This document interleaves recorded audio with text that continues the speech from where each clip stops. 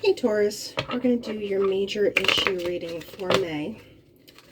I am a little under the weather, so I'm going to try and keep it a little shorter and only do one oracle this time around. But we're going to pull from all majors, and then we're going to clarify it with an entire deck. So what is the major issue for Taurus for life, finances, and relationships? 1, 2,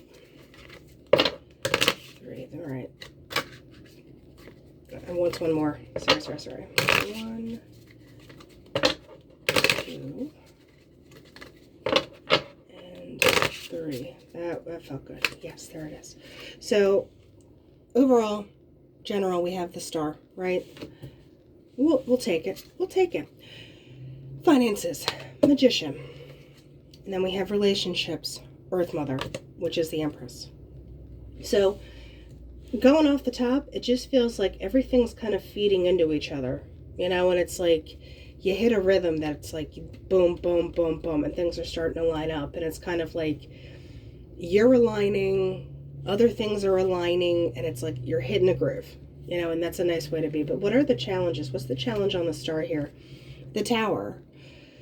That sacrifice, you know, if you're moving into new, you have to give up old. So it's like, you know, you can't keep filling your closet with clothes. Something's got to get donated, you know. So, you know, you have to kind of move out of that. And it feels kind of like, ow, okay, that hurts. But, you know, look at what you're gaining versus what you're getting rid of. Look at the, you know, try to look at changes exciting, because look at how much can come in versus like, oh my gosh, this is going to be weird. So, Magician, what are we manifesting? The Hanged Man. You know, little bat here. I think that there's something in general that, you know, your perspective is also shifting. Like there's just a, you know, like, you know how like you turn a lock on a safe, you turn the dial and you hear the tumblers clicking. It's like you keep clicking each tumbler, and each tumbler click, you're closer to opening it up, and you're like, I don't even know what's on the other side of this, you know? It's like, is it going to be like, you know, a safe with nothing in it, or am I going to open it up and it's like King Tut's tomb, you know? One way or the other here. Now, the Naked Heart. I rarely ever get this one, but this is like an extra card in this deck. And it's basically like the challenge is really, truly opening up. You know, because you have the Earth Mother, which is this Empress energy where you're actually able to really give, and from a very good spot. So, I mean, if you're concerned about the authenticity of what you're putting out there, because, you know, it's not even the fact that you're worried about being authentic. It's just like at this point, you might not 100% know what you're putting out there, because you're in kind of this shift mode where you're like, well, who am I? What am I? How do I relate to this stuff? Because, you know, all people can see right now is that you're awesome. Like, and they feel that energy and they're like, I want to get close to it. But you're like, well, I don't even know what that is right now. Like, how can you see it like in the tumbler still clicking? So, you know, I think you're on that last part of the combination, Taurus. Now we're going to clarify. This one wanted to get going here. Knight of Cups. So yeah, I mean, and look, and she's holding a heart, and then you have a heart there. So you're feeling a strong way about this, but then look at that lotus she's coming out of. There's a blossoming that it's like, there's this emergence, and you're like, but I'm not ready. So I get this, I wasn't ready kind of vibe from this. So what else does Taurus need to know with this? 8 of Cups. See, remember I said you're kind of walking into like this unknown? Like, yeah, there's this nice little place that this little ladybug lady is at, but she's walking into, like, she knows something else is out there. So it's like, well, I don't know, but okay, I guess we'll do this, you know? And let me see, one more on that. 2 of Swords. Yeah, so there's this decision that you have to kind of, like, put both feet in. It's like you're only half in the water right now, so you got to jump in. I just keep getting this image of Alice in Wonderland. You know how, like, everywhere she went was weird and, like, not great to be in, like, you know, the weird stuff she came across, but she still, what always got me was she was always like, okay, I'm moving on. Like, next thing, next weird thing, okay, like, she just kind of resigned herself to being like, I don't know what's going on. So, you know, And in that way, she just kept going. So finances, let's get a couple on those. All right, who do we got? We have got the Seven of Wands. So in this new perspective, it's kind of like, where's the worth going? You know, because the Seven of Wands is kind of like, how do you take action? Like, what is the right decision? Now, we're going to clarify that and just see. The Moon. You're trying to kind of intuitively do this, and when it comes to, you know, the stability and the tangible junk in your life, whether that's job or finances, you know, like money in the bank kind of business, you just don't want to be disappointed. So you are kind of bogging yourself up with the options that you get. And the Seven of Wands, you're just like, I don't know if I put it here, if I put it there, and you're trying to follow your gut. I would honestly give it time. I think if your perspective is still shifting, you have the Magician, where, you know, I don't think you're going to miss opportunities by not taking the shot immediately. You know, I think you do need to go with your gut more on that stuff and just see kind of what pans out. The Hanged Man, get your perspective. Like we said, you don't have to, you know, jump right in, even if you have the power. So going on to relationships, what can we say for that? We have Ten of Wands. Yeah, I still feel like, you know, it's beautiful, but you're still carrying things. And there's also a holding on. There's an unwillingness to share it all. You know, it's like, I've been holding this forever. Who else would want to hold it? Oh, you want to hold it too? Well, then I don't trust that. So, you mean you'd hold it for me? Nope. Well, you know, Ace of Swords, there's a truth to it. And then there's the Hermit. So, yeah, you might have to, like, open up a little, Taurus. Like, you can't keep carrying it.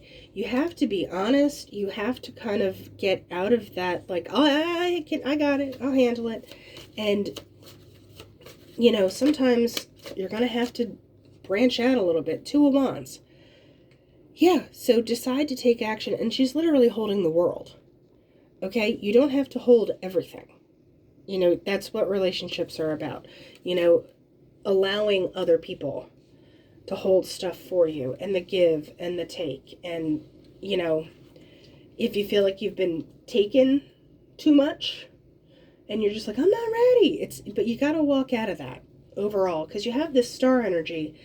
But like I said, with the Tower crossing it, it's like something's got to go. And if you don't let go, it's like, let go, be dragged. That's where we're at with this. So now we're going to go on to this oracle. It's funky. I forget what it was called, but it's a good time. It's like an extended Lenormand, sort of, but a little wackier, a little sci-fi. Let's see, what does Taurus need to know in May? 1, 3, 4, 5. There it is. Okay. So we have religion. Okay. We'll talk about that in a second. We have the Journey. And then we have marriage. Okay. So there could be just kind of differing opinions, because religion, it's kind of about beliefs. You know, at the core of religion is, what do you believe? What is your dogma? What do you think will happen because of XYZ? Like all that kind of stuff. You know, your afterlife, your before life, whatever life you want to talk about. Now, the journey is literally like, you know, you physically moving through the world, and the marriage is, how are you bringing this all together? You know, like, how is it all going to finally meld up? I mean, do you have a negative view of religion, that it's something that limits you, or, you know, limits your journey, and then, like, you know, you have a bad relationship with that, or a concerning relationship where you're just not 100% all in? I was like, what about religion? Falseness. Yeah, I think there might be, like I said, there's this evolution you're going through, and you're just kind of looking at what you've believed in the past, and you're like, is that even a thing? Like, I don't know. One more on this falseness. Unexpected joy.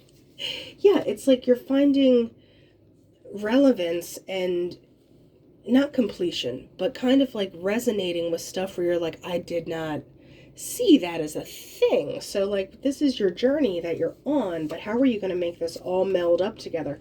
Journey, misunderstanding. So there's that reconciling, like, and the caption on this is Battle of the Brain. Yeah, it is, isn't it? And then profit. It's like, what were you doing in the past that, supposedly brought you joy, completion, etc., that you were resonating with, and now you have to shift it, and now you're like, wait, I have to marriage it, the maid. There's a little bit of like backtracking servitude, and I hate saying servitude, but you kind of have to just go with it and see how. I'm going to get one more on this before I say it. The enemy. You kind of have to, with the maid, there's the maid in Sibylla's and the servant in Sibylla's, and there involves some kind of like scaling back the ego, which can sound like the enemy, literally, because you're just like, wait, no, I'm in control, but are you? So there's a touch of humble that you might need to do, and I'm not saying eat crap, but like, just listen, hear people out a little more, and that can kind of guide you a little bit, because if you're feeling yourself and you're not listening, then you're also not able to take in. So one more in this enemy business here. We have judge. Yeah, so don't be quick to judge. Kind of just let it evolve out of itself. And what's this profit here? So fidelity. There's an element of having to stay true in the process, and like I said, that humbleness, that feeling of, I keep saying servitude, but there's this kind of like surrender, a touch to it. Remember I said let go, be dragged? You might need to take a look into that, Taurus. So that is what we have, and I will talk to you in a little bit.